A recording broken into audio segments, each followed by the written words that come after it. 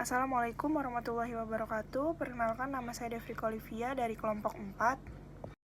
Assalamualaikum warahmatullahi wabarakatuh. Hai, perkenalkan nama saya Askia Kolbi dari kelompok 4. Assalamualaikum warahmatullahi wabarakatuh. Nama saya Rita Saputra dari kelompok 4. Berdasarkan biaya pesanan, yaitu ada akuntansi untuk sisa bahan atau scrap.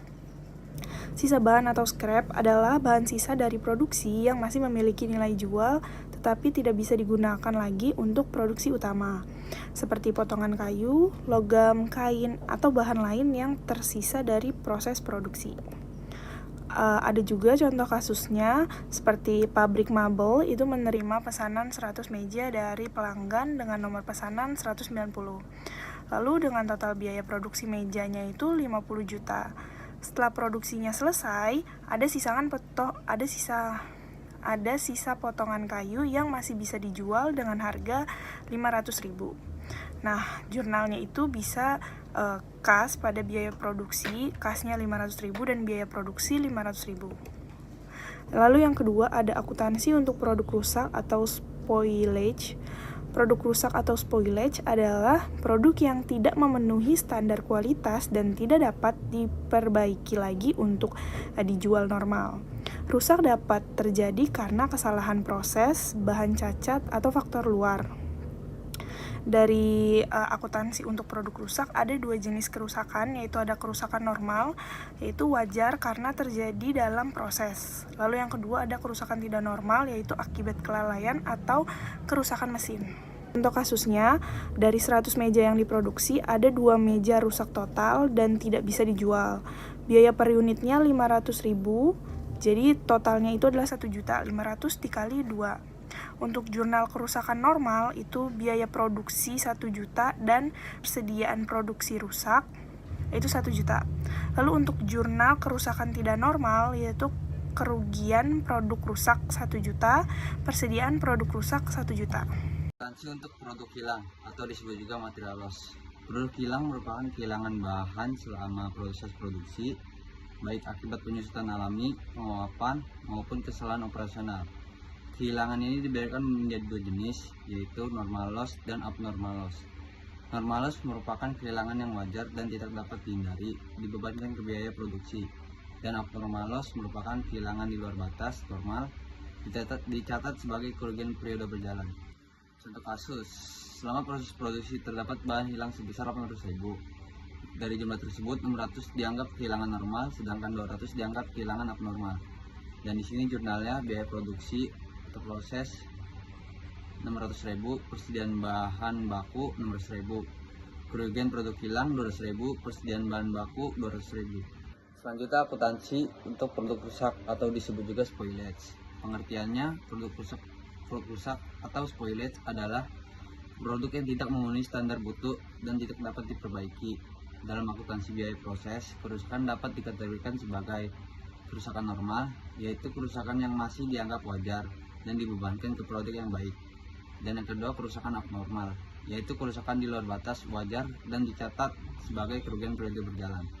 Contoh kasusnya itu dari 10.000 unit produk yang dihasilkan, 200 unit dinyatakan rusak.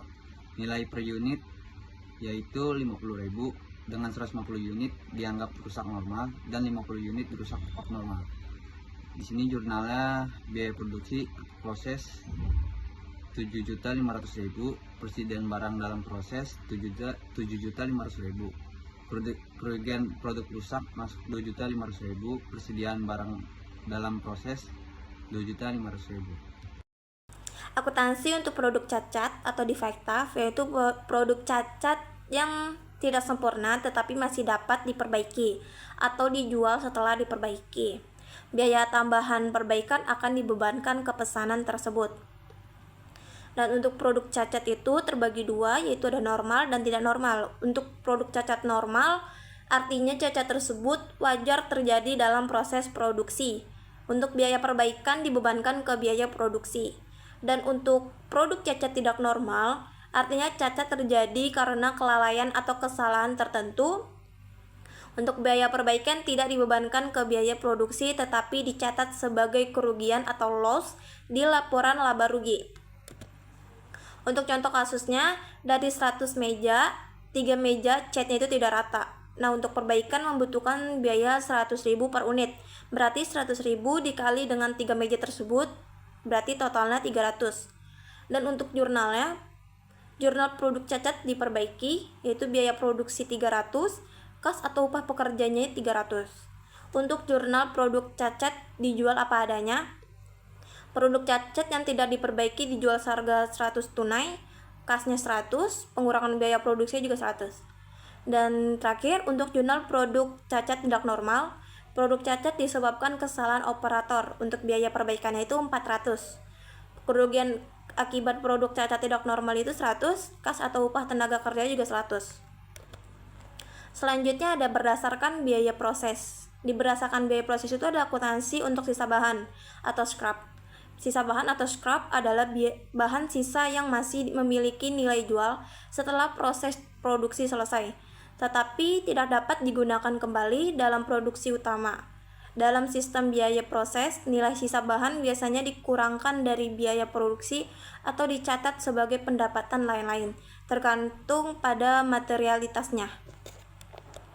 Untuk contoh kasusnya, dalam satu periode produksi terdapat sisa potongan bahan sebesar 1.500.000. Karena nilai ini tidak signifikan, maka hasil penjualan sisa bahan tersebut dikurangkan dari nilai total biaya produksi. Untuk jurnalnya, kas atau piutangnya 1.500.000 dan biaya produksi atau prosesnya itu 1.500.000 juga. Akuntansi untuk produk cacat ataupun defektif yang tidak memenuhi standar mutu tetapi masih dapat diperbaiki melalui proses tambahan. Biaya perbaikan produk cacat dapat diperlakukan sebagai berikut. Yang pertama adalah cacat normal. Jika masih dalam batas wajar, maka dibebankan ke biaya overhead pabrik. Lalu jika cacat abnormal, jika di luar batas wajar, maka dicatat sebagai kerugian periode berjalan. Contoh kasusnya adalah selama produksi ditemukan 100 unit produk cacat yang dapat diperbaiki dengan biaya tambahan 20 juta per unit. Dari jumlah tersebut, 80 unit cacat normal dan 20 unit cacat abnormal. Sama dengan jurnalnya adalah overhead pabrik sebesar 1.600.000. Untuk biaya produksinya juga 1.600.000. Untuk kerugian produk cacatnya adalah 400.000 dan untuk biaya produksi proses sama dengan 400.000. Klasifikasi pekerjaan utama, investasi, ataupun bisnis sampingan. Mengidentifikasi sumber pendapatan berarti memahami berbagai aliran dana yang masuk ke dalam keuangan pribadi seseorang. Ini mencakup pendapatan dari pekerjaan utama, investasi, dan bisnis sampingan. Mengelola pengeluaran juga yaitu ada tiga macam. Yang pertama hiburan 20%, tabungan 30%, kebutuhan dasar 50%. Untuk hiburan mencakup semua pengeluaran yang berhubungan dengan rekreasi dan kegiatan yang menyenangkan. Ini termasuk biaya untuk aktivitas seperti rekreasi, hobi, makan di luar, dan hiburan. Lalu untuk kebutuhan dasarnya adalah 50%-nya itu mencakup semua pengeluaran esensial yang diperlukan untuk menjalani kehidupan sehari-hari dengan baik. Ini termasuk biaya untuk tempat tinggal, makanan, dan transportasi. Untuk tabungannya sendiri adalah tabungan mencakup semua bentuk penyimpanan uang untuk masa depan seperti dana darurat, investasi, pensiun, dan tujuan lainnya. Dan mengalokasikan 30% dari sana. Investasi untuk masa depan yang pertama ada beberapa jenis seperti properti yang disewakan atau saham yang membayar dividen. Dapat memberikan pendapatan pasif yang stabil. Pendapatan ini dapat digunakan untuk menambah pemasukan Anda. Lalu yang kedua, investasi membantu kita mencapai berbagai tujuan finansial jangka panjang. Seperti membeli rumah, membiayai pendidikan anak, atau memulai bisnis. Dengan berinvestasi, kita dapat merencanakan keuangan secara efektif. Yang ketiga, investasi memungkinkan dana yang kita miliki berkembang seiring waktu dengan memilih instrumen. Kita dapat memanfaatkan bunga, majemuk, dan pertumbuhan pasar untuk meningkatkan nilai kekayaan secara signifikan. Dan yang terakhir, investasi adalah bagian penting dari perencanaan pensiun. Dengan berinvestasi mau secara konsisten selama masa kerja, kita dapat mengumpulkan dana yang cukup untuk menikmati masa pensiun tanpa khawatir. Kenapa dana darurat itu sangat penting? Yang pertama adalah karena memberikan perlindungan finansial saat menghadapi situasi tak terduga seperti kehilangan pekerjaan, kecelakaan, atau biaya medis mendesak. Dengan memiliki dana darurat, kita dapat mengatasi kebutuhan mendesak tanpa harus berutang atau mengorbankan investasi jangka panjang.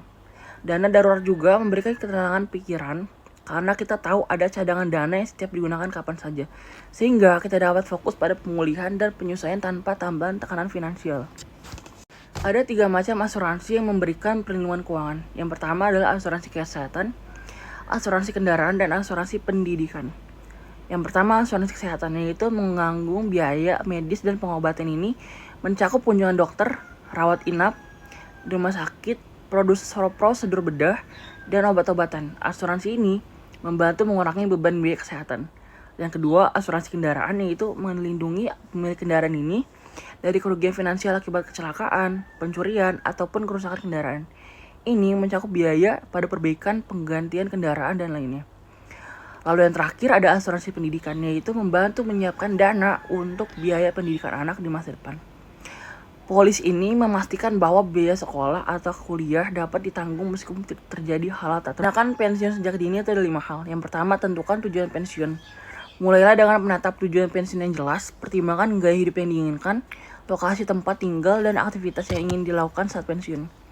Lalu yang kedua, mulai menabung sejak dini.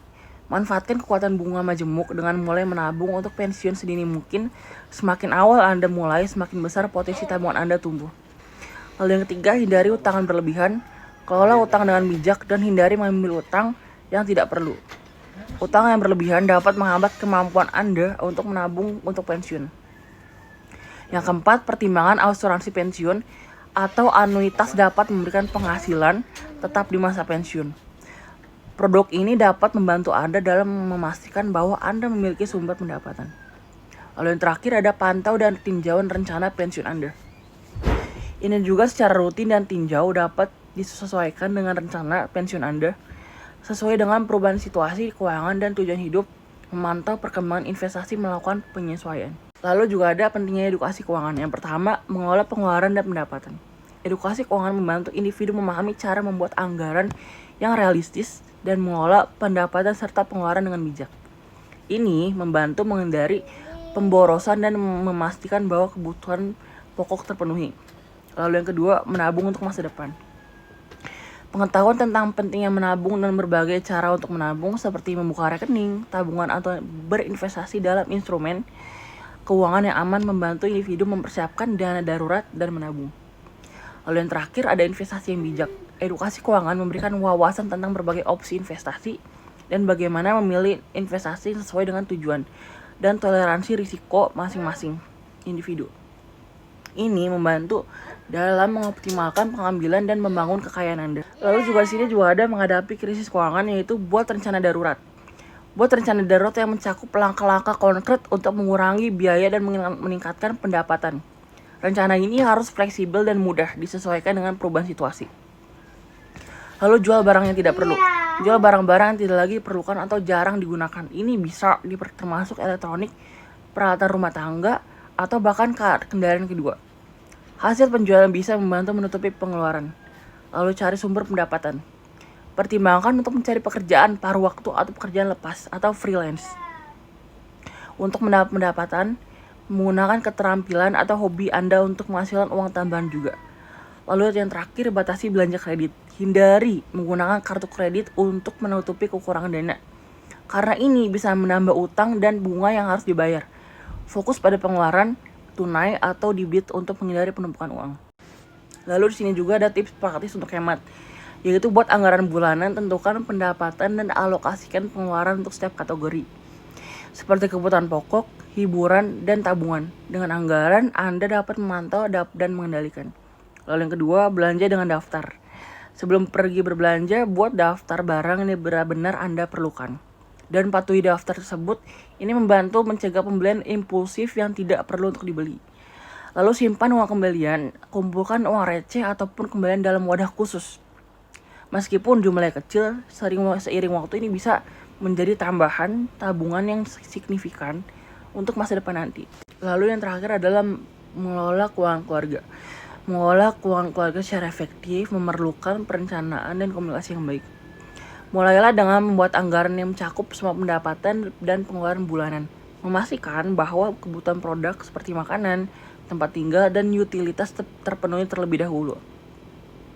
Alokasikan dana untuk tabungan dan investasi masa depan, serta sediakan dana darurat untuk menghadapi situasi tak terduga. Diskusikan tujuan keuangan jangka pendek dan panjang bersama keluarga untuk memastikan semua orang berada di halaman yang sama.